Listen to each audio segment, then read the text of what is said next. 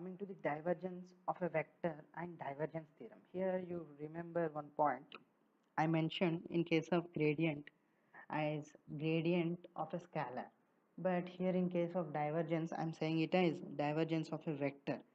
The scalar and vector at each position are very important because they can't applied in a reverse way, because that means you can't apply divergence on a scalar because divergence itself is defined on a vector. Okay, so what is this divergence? This divergence of a, where a is a vector, is given by limit delta v tends to 0 circular integral of a bar ds bar dot product divided by delta v.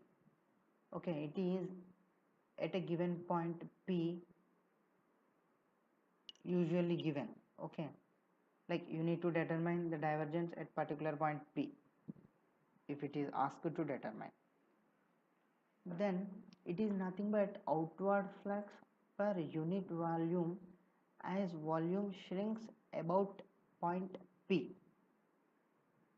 Okay, right. So for cylindrical coordinates it will be given by divergence of a bar is nothing but 1 by rho dou by dou rho a rho. Here you observe that you should differentiate with respect to rho a particular term which is not a rho, that should be multiplied with rho and then you need to partial differentiate it. That is important there. Similarly, that you can get it 1 by rho a dou a pi by dou pi plus dou a z by dou z. That's it. Then for spherical also you can easily, like you need to remember it, you can't do anything, like you try to find out some easy way to remember that. And these are the two properties, that is divergence of the sum of two vectors will be individual divergences of that particular vector, and here it is important divergence of,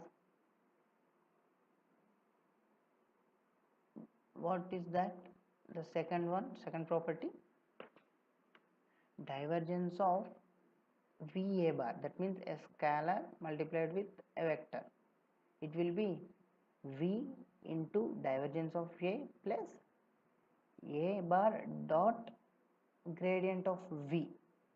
Okay, because v is a scalar, you need to do gradient only, you observe that, you will come to know. Okay, right.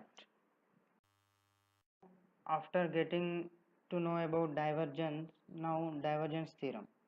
It is a simple theorem which is giving relationship between differential surface to the differential volume. Okay, that means the circular integral over a surface of a bar is nothing but this integral of integral over a volume v divergence of a bar dv. Okay, so as you are relating the divergence, it is known as divergence theorem. That's it. Okay.